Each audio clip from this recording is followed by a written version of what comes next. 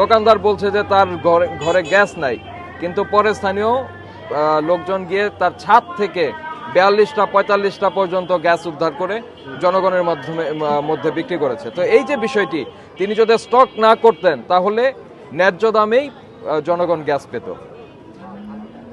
সমস্যাটি হয়েছে শুধুমাত্র অবৈধভাবে মজুত করবার কারণে।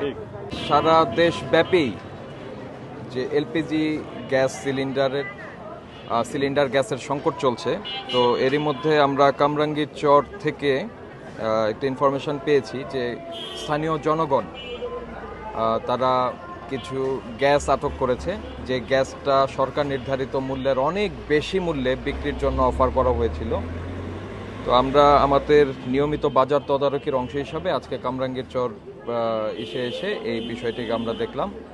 সেটি হচ্ছে যে প্রতিষ্ঠানের গ্যাস যারা এটা কিনে নিয়ে এসছেন সেটি যাওয়ার কথা হচ্ছিল চকবাজার, তারা অনেক রাত্রে বেশি মূল্যে বিক্রি করার অভিপ্রায়ে এই গ্যাসটা কামরাঙ্গীর চরের একটা গ্যারেজে তারা এখানে স্টপ থামিয়েছে এবং তারা বেশি দামে এটা বিক্রি করার জন্য চেষ্টা করছিল। তো আমরা এই জন্য এই প্রতিষ্ঠানের যিনি কর্ণধার তাকে আমরা একটা ভোক্তা অধিকার আইনে ফাইন করেছি এবং তার কাছে থাকা 76টি গ্যাস সরকার নির্ধারিত মূল্যে এই কামরাঙ্গীর চরেই বিক্রি করে দেওয়ার ব্যবস্থা করছি। এটা স্থানীয় জনগণ এবং কামরাঙ্গীর চর থানার পুলিশের সহযোগিতায় এই বিষয়টি আমরা অপারেট করছি। তো এখানে যিনি ছিলেন এটার এই কোম্পানির বা যে ব্যবসা প্রতিষ্ঠানের কর্ণধার, তাকে আমরা সতর্ক করলাম ভবিষ্যতে যদি এই ধরনের ঘটনা ঘটে যে বেশি দামের আশায় তার যে ডিলার পয়েন্ট সেখানে নিয়ে গেলে সেই ডিলার পয়েন্ট থেকে তার যে কমিটমেন্ট ছিল তার সাব ডিলার এবং খুচরা বিক্রেতাদের গ্যাস দেওয়ার নিশ্চয়ই ওটা নির্ধারিত মূল্যের মধ্যেই দিতে হতো, সেটি বাইপাস করবার জন্য উনি এই গ্যাসটিকে এই কামরাঙ্গীর চর নামিয়েছিলেন। তো আমরা যেটা করছি এলাকাবাসীর সহযোগিতায় সেই গ্যাসটি যাতে সরকার নির্ধারিত মূল্যে বিক্রি হয়ে যায় সেই বিষয়টি এনশিওর করছি। আমরা ফাইন করেছি তাকে 20,000 টাকা।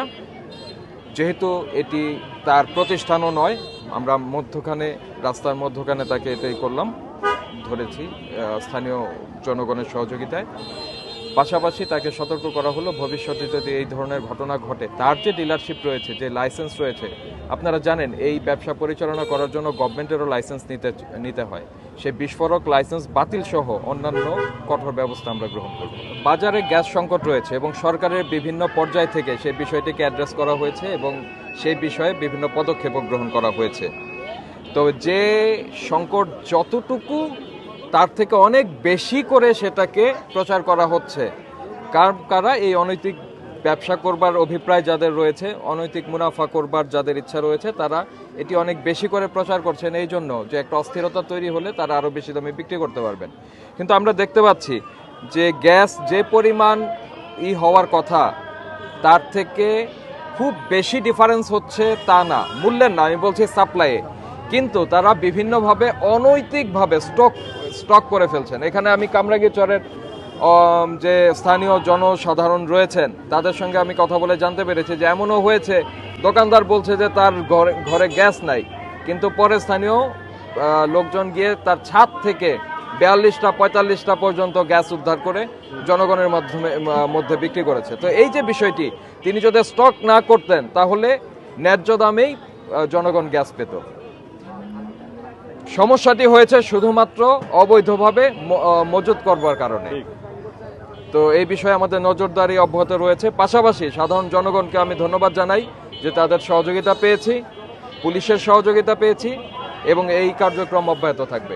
সাধারণ জনগণ রাতের বেলায় এই ট্রাকটিকে আটক করেছে যেটি এখানে কেন এবং বেশি দামে গ্যাস বিক্রি করতে চাচ্ছে কেন, এই সেন্স থেকে আটক করে তারা থানায় নিয়ে এসছে। এই জন্য এই জিনিসটা আমাদের নজরে আসলো। এই জন্য বলছি সাধারণ জনগণের সহযোগিতায় এইটি সম্ভব হয়েছে।